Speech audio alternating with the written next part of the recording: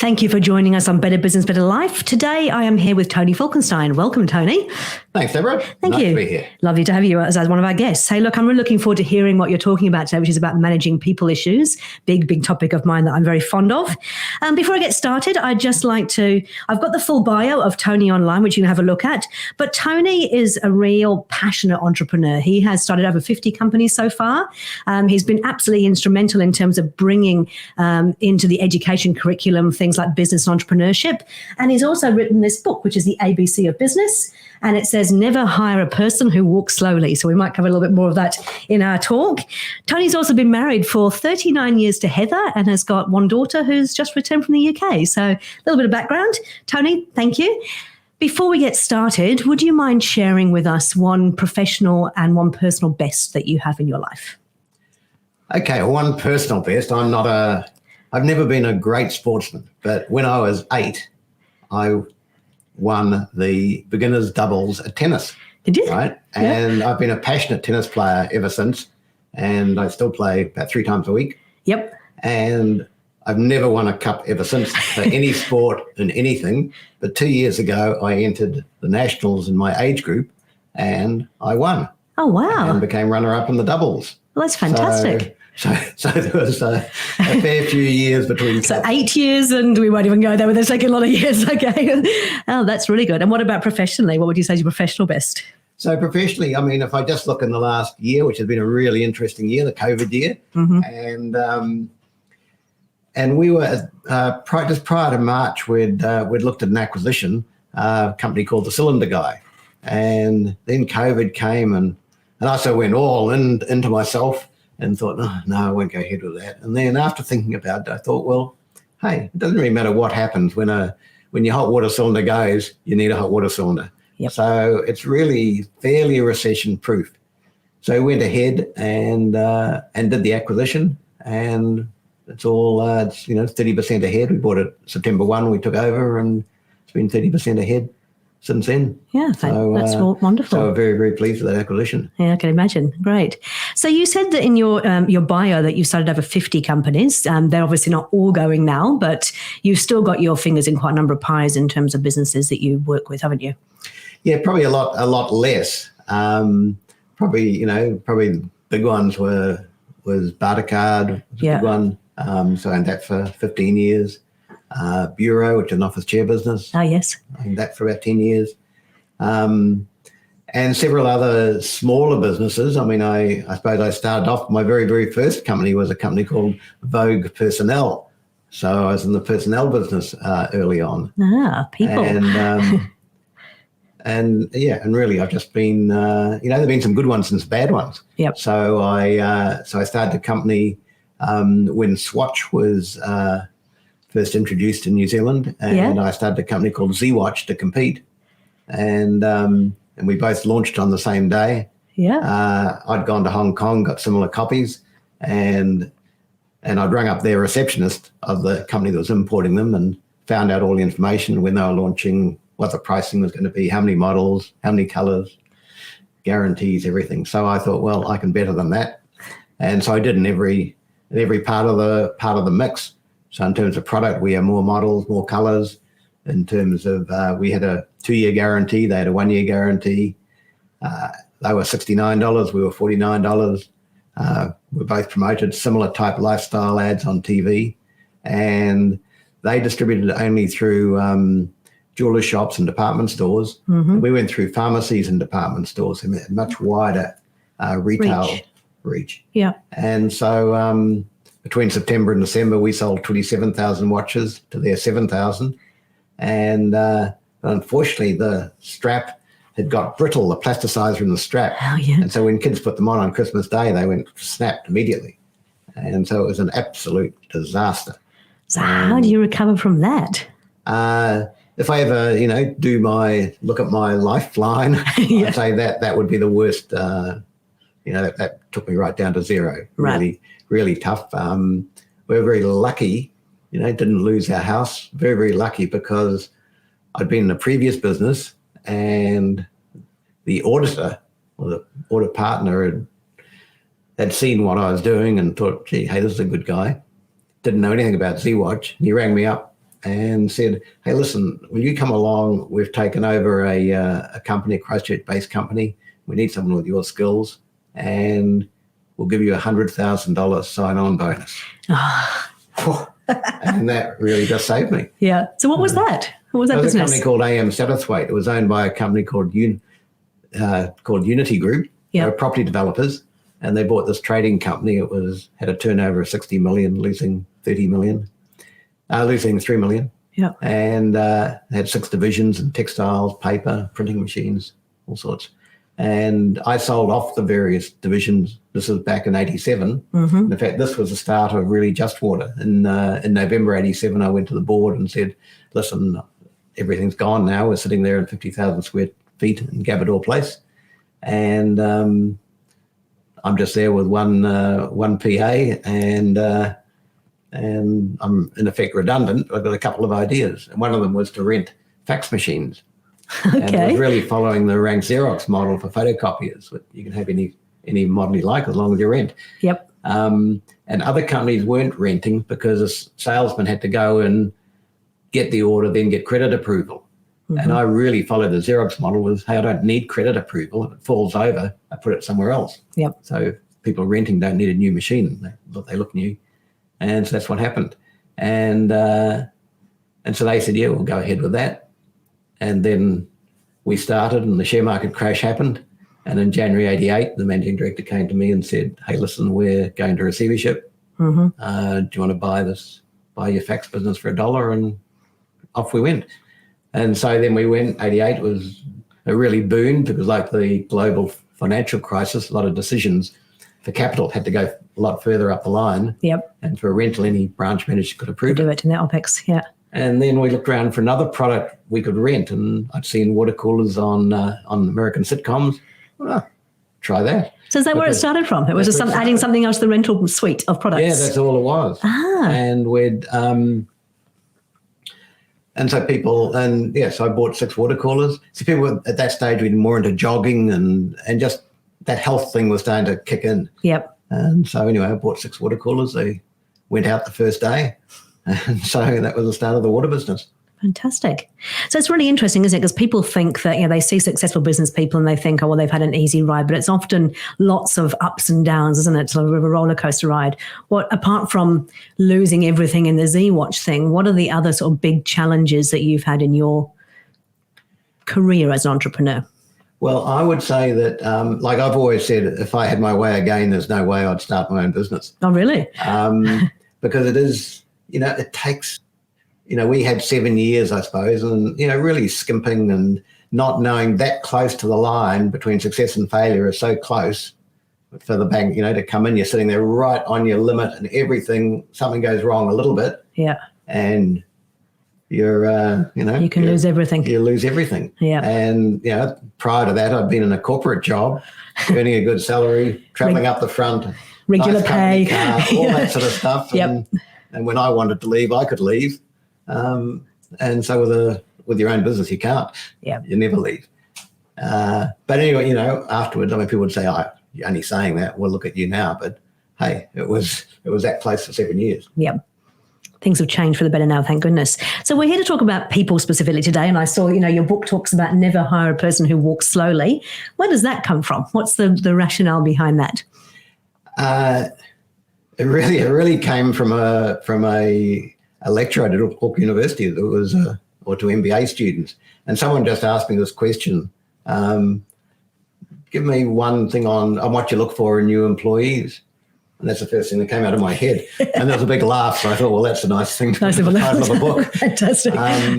But it is true. When we hire people, the receptionist is a really important part in this whole employment thing. Yep. Just watching how they come in, how they treat him or her is really important. Yeah. And I don't think it's not 100% foolproof, but because often I walk slow. You often can be deep in thought.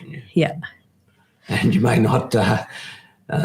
You may walk slowly, but in general, people who walk slowly who walk quickly tend to work quickly as well. Fantastic. Now, I know when Warner was here in the last episode, he talked about the fact that the real reason he was able to kind of let go of the business and spend time with his wife and his family was because he had the right people around him. But that's not always easy to get the right people. And sometimes the people you start the business with end up not being the people who continue on the business. So right people, right seats is always important. I suppose from your point of view, what's been the biggest people challenges you've had? Well, it is getting the right people on the bus, and you're always moving the people on the bus to get the right people. Yep. What's been really interesting over COVID has been, one of the good things about COVID was, or the lockdown was, we had time to think, and business has changed. And one of the things we had to think about, and it was a terrible one to have to do, but the time of the door-to-door salesman is sort of ending. Yep. And if you just keep on going, and we keep on going, and we had the same people, and really the water business is fairly mature. We weren't getting a lot of new business, and we were paying these people who are really audit clerks. Yeah. And that's all we needed. We needed what we call an internal sales team now, who just take the orders and look after any, key customers. They want a water cooler shifted, or they want to new water cooler somewhere, and to a tappery or something. As long as we get it there, they don't really want to see a salesman on their door every 5 minutes saying, "Oh, how are things going?" and all that sort of stuff. So the horrible thing for us was removing 4, 5 people who'd been there, on average, probably 15, 16 years. Yeah. And so they'd all been good friends, in effect. And part of the family. Yeah. Yeah. So suddenly you're saying, "Hey, time to go." That was tough, but we knew it was the right thing for the future. Yep. So it had to be done. And so when you have to make a tough call like that, because you have to sometimes to survive, right? How would you handle that? Because as you said there, you're potentially part of an extension of the family. They've been there for a long time. Yeah, this was quite unusual, but we just had to go through the process and say, "Hey, this is what we're looking at restructuring." Yep. They, in effect, they all took voluntary redundancy immediately and said, "No, we'll take the money." Yeah. But still, it was, from their point of view, they're thinking, "Gee, we gave all our time and life to this company, and now look what they do to us." Yeah. But you've looked after them, so yeah. Yeah. So from our side, we'd say, "Hey, listen, we've looked after you. We're taking you on every year on overseas trips and all sorts." But I can understand how they think. Yeah, and things change. And as I said, as a business owner, we often have to make those tough calls. Warner talked about the fact that sometimes you can have a rotten apple in the business, and that can have such a massive impact on the whole team, just as a good person can have a positive impact. But have you ever had a person in an organisation who's been really detrimental? Yeah, we take there's something a lot of people don't know, but we say, "Hey, they're just not worth having there. If we have to pay them out, we feel, well, you just shouldn't." Yep. But you do. We say, "Hey, listen, it's that get rid of them very, very quickly." Yep. So I have a phrase or something that probably the best hint I could probably give you today. Yep. The best phrase you'll ever use is, "Hey, you don't seem to be happy," and then wait. Mm-hmm. And it's either yes or no. Yep. Either they say, "Well, no, listen, I'm not happy here." Hey, well, let's, if you're not happy, you just shouldn't be here. And hey, let's come to an arrangement. If they say, "Yes, I'm happy," well, then we say, "Well, hey, you're certainly not showing it." Talk to your face. And, the thing has to, you're going to have to, the whole, whatever they're doing. And, if they're just an evil person or just a person who talks and just a gossip monger or whatever, we're then able to tell them straight. Hey, listen, and that's not making you happy. It's not making anyone else happy. Yeah. Generally, we find that either way they go. Yeah.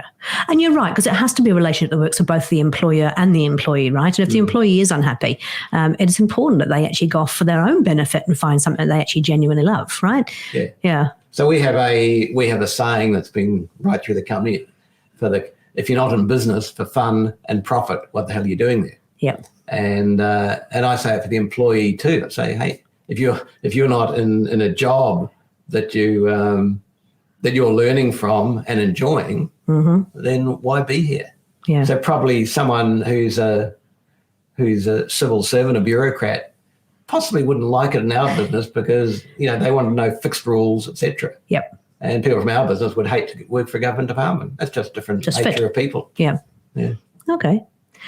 And if I was to ask, one of the employees at what's it called now? Just Life Group. Just Life Group, sorry. Yeah, I was going to say Just Water, but Just Life Group. Do they understand, are they there for the core purpose of the business? Like what would they say about the company as an employee? Yeah, I'd like to say that we live by, so our values are the acronym FIRST. So it's fun, integrity, respect, service, and trust. Nice. So the fun part is saying, hey, we want to provide you with an environment that you enjoy. But again, that having to make a profit expects you to work while you're here. Yep. But we provide nice facilities. You can have there's lots of food. You make your own breakfast here and lunch here. Yep. We have a massage person come in. We do some nice things for people. Yep. And then that comes down to respect. So and I always say that if I ever fire anyone, I'll say, hey, listen, it's and I tell them when I hire them, the reason you get fired is because you show lack of respect. So I will respect everyone in the company, and I expect the same respect back. So if you decide to go and sell our water to someone else and take the money, well, that's not showing respect. Fair enough. Yep.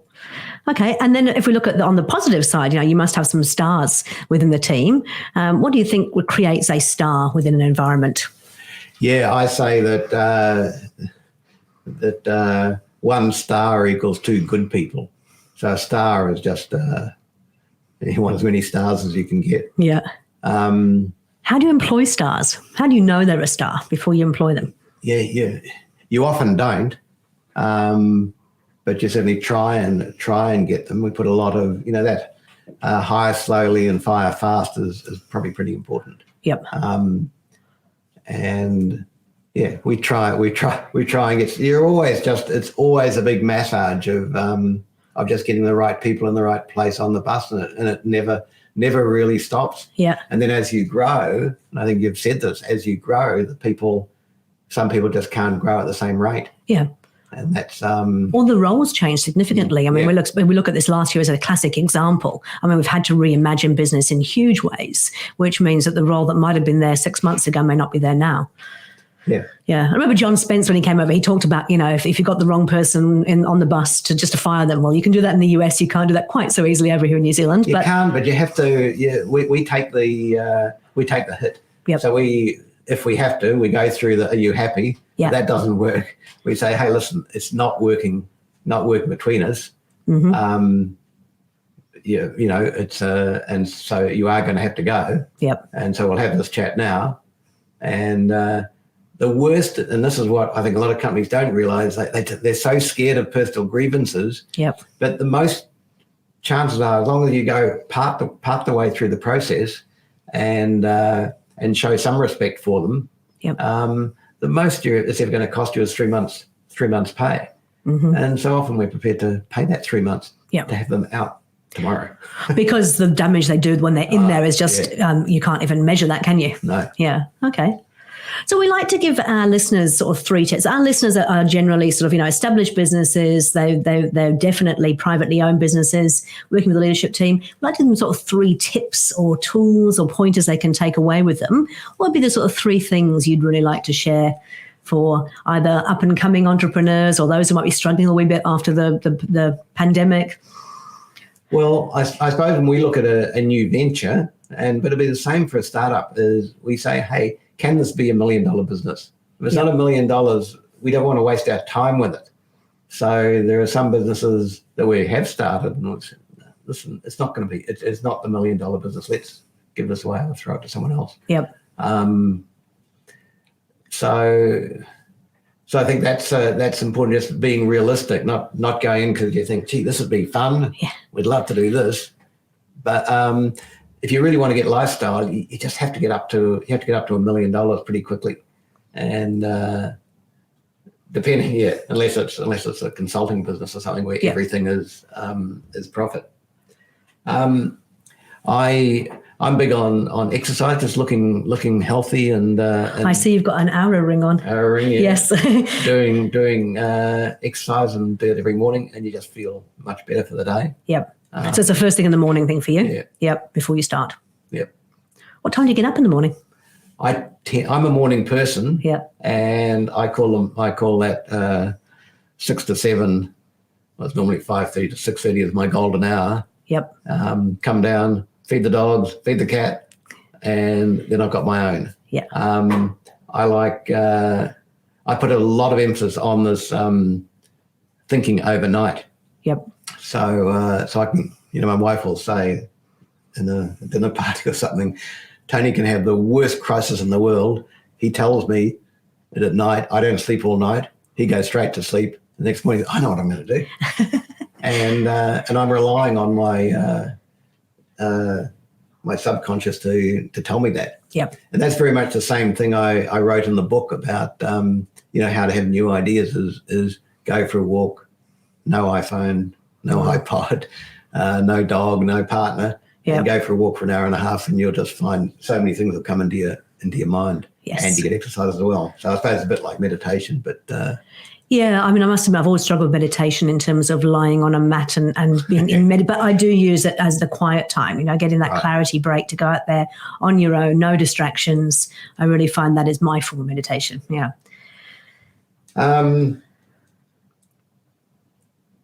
think mixing with people too that you that are sort of, let's say, winners. Don't go out of your way to do it, but so as you know, I belong to EO. Yes. Yeah. So you're mixing with people who are really wanting to be in business. Yeah. So often, otherwise, you're sort of wasting your friend's time. You're not really getting anything from the relationship.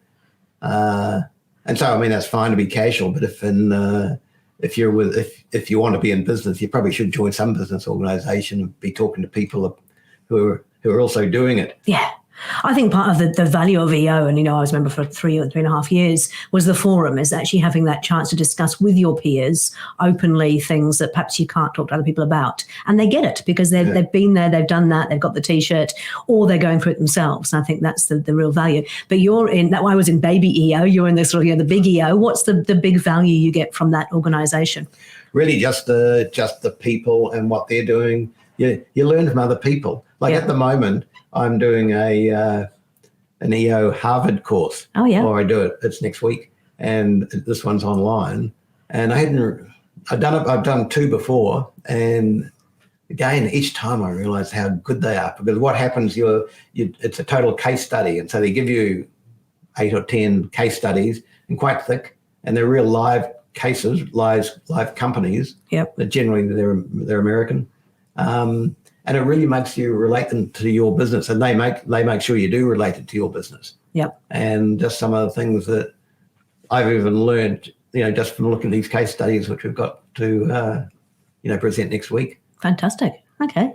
So I'm, a lifelong learner, and I think it is. You just need to always keep on learning. Yeah, I agree completely.